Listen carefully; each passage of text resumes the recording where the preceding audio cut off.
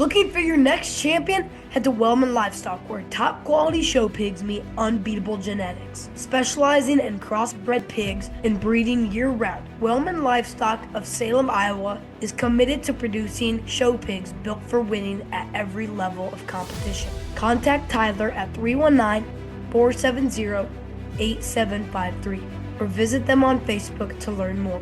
Wellman Livestock. We don't just breed pigs, we breed winners.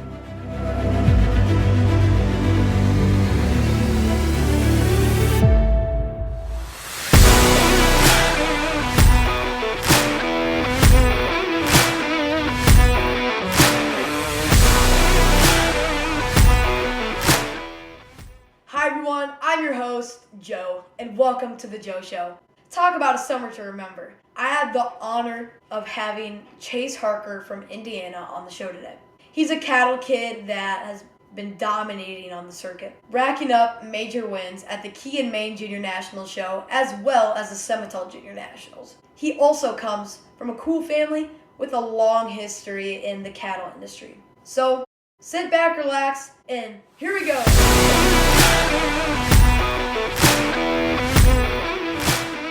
Chase, thank you for joining me on my show today. So to start off, tell us a little bit about yourself.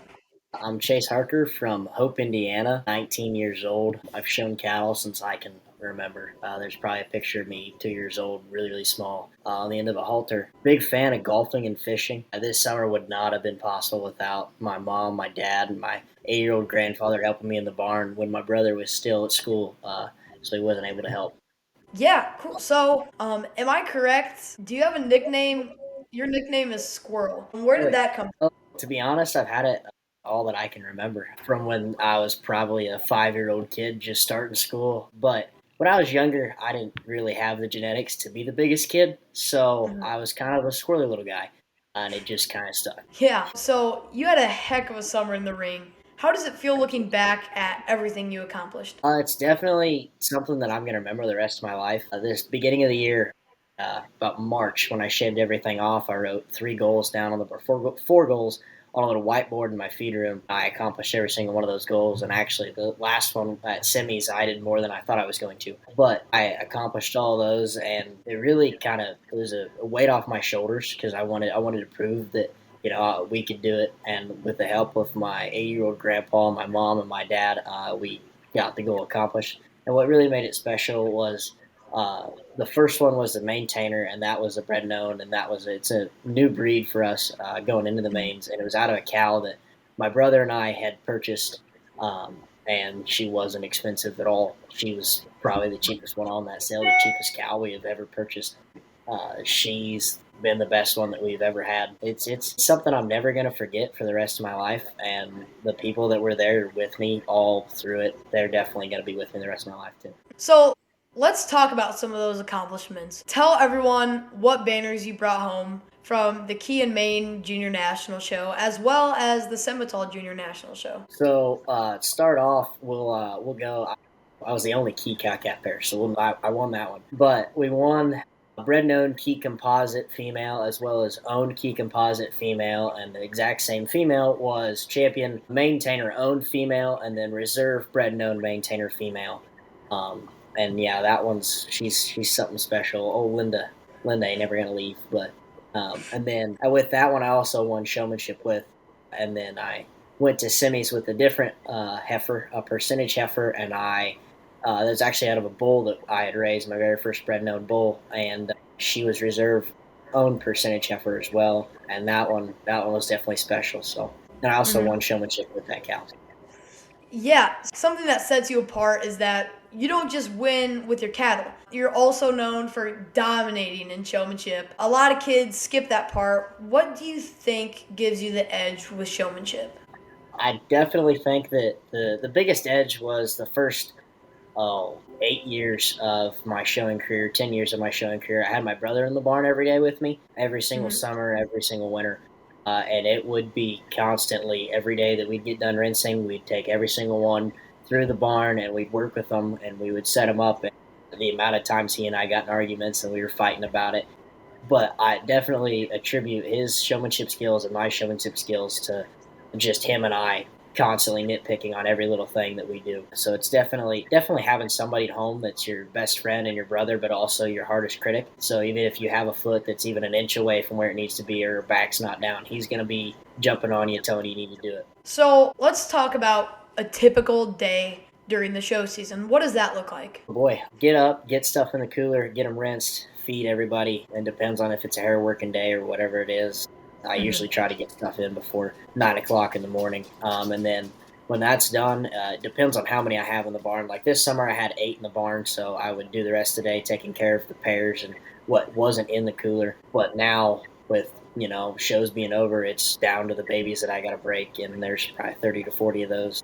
And usually by the end of the day, I'm kicking stuff out of the cooler 9:30, 10 o'clock, and back up again in the morning. So really don't get a whole lot of sleep. Yeah. So your family has been raising Simmentals since 1984. How has that legacy shaped your journey in the show barn? So it really, I don't mean to be that person, but Dad started out. He didn't have anything. His first junior national, he stood last in class, and then his last two junior nationals, he won 1995 and 1996. He won the own show with both years. So that's been kind of my goal ever since, was to, like, my first semi junior national. I was fortunate enough to have a steer that won the steer show that year. And then that next year, I went and I got dog walked. I took a beating, and it kind of opened my eyes, and I was like, hey, I can't just have somebody help me and do it all. I got to be the one to just bust my butt and work as hard as I possibly can.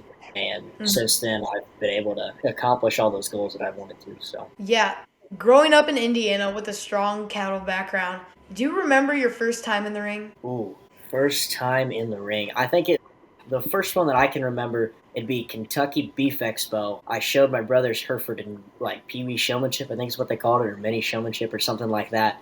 And Morgan Thompson, now Woolen-Weber from Southern Indiana, helped me show that day. And I can remember telling her in the ring, she grabbed a hold of the halter, and I told her, I got it. I got it. And ever since then, it's been uphill from there. So that was a long time ago. You're really testing my memory on that one.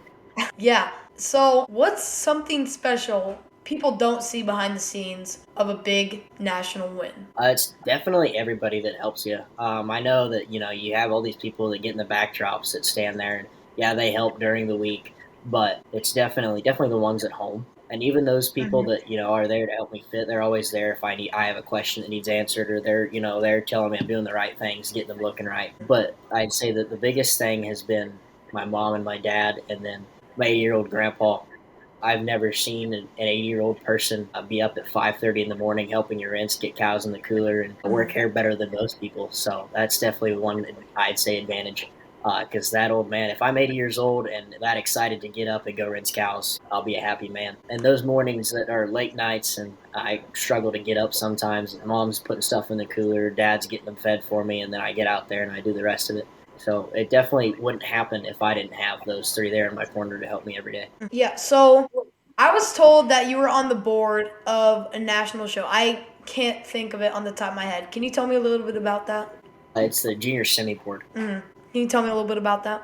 So I ran in 2020 that junior national in Des Moines, Iowa, and I was fortunate enough to get on, and it was the last year that my brother was on. So it was really kind of sentimental and special because my dad was also on the junior board, my mom was on the Angus junior board, and my grandfather was on the senior board for the Simmental.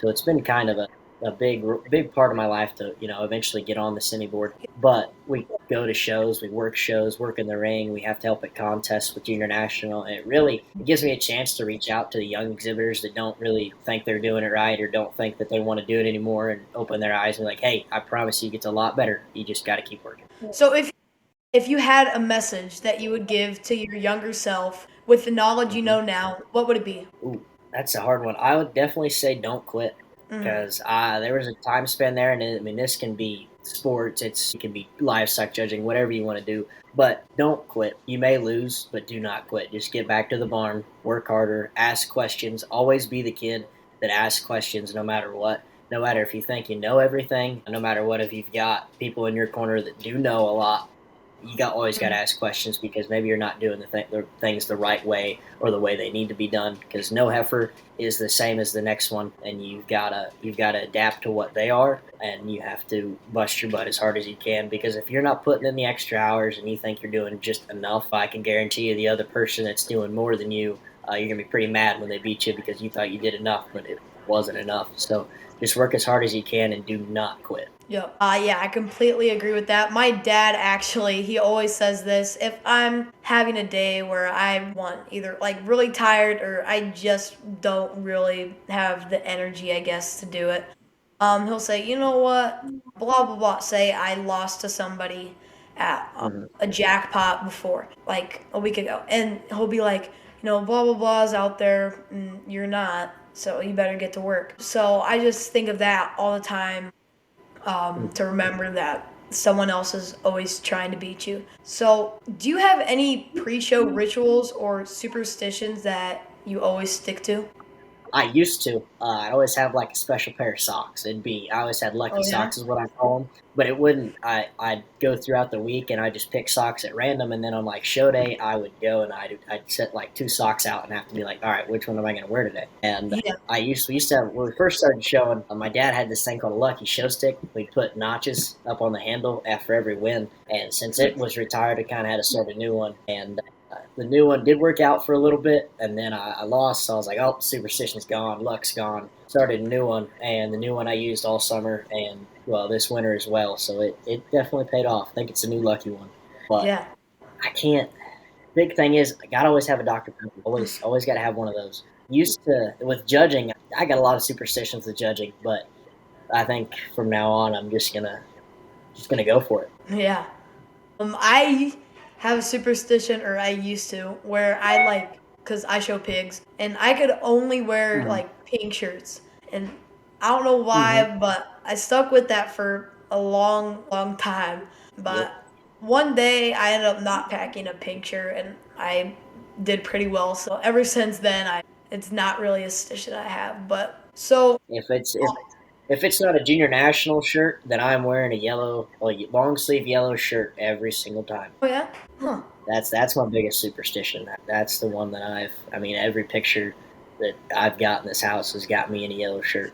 Yeah. So on my show, I like to play a little game called Would You Rather. So something Ooh. cool I found out about you is that you've given Hmm. commencement speeches not just once but twice. Once at your 6th grade graduation and then at your high school graduation. That's pretty Hmm. impressive. So would you rather be known for your amazing speeches or win every showmanship class you enter in, and why? Mm, that's a hard one. I'm probably gonna have to go with winning showmanship because uh, people don't remember your wins necessarily; they remember your losses. And I don't ask people to judge me on my wins. I ask them to judge me on my losses because there would be so few. So what's next for Chase? What short term and long term goals do you have? So I'm going into my sophomore year at Mm. Blackhawk, and that's when judging's really going to start up for us. And the main goal that me and some of my teammates have set, well, all of our teammates have set, is to be team of the year. And I think we Mhm. can do it because this just might be me saying, but I don't think there's another team out there as talented as what we are. And I think we can put in the effort and definitely win there. Another short-term goal, I'd say, would be I'd like to be president of the AJSA. Next summer, I think I'm going to run. I'd really like to do that and follow my brother's footsteps. And eventually, long-term goals, hopefully graduate college, big step right there. But I think come home and take over the family farm and start a feedlot and keep Harker Simmental's moving in the right direction. Yeah, awesome. So, well, thank you so much, Chase, for joining me on my show today. I wish you the best of luck in the rest of your year and look forward to connecting again soon. Thank you. Thank you, Joe. Yeah.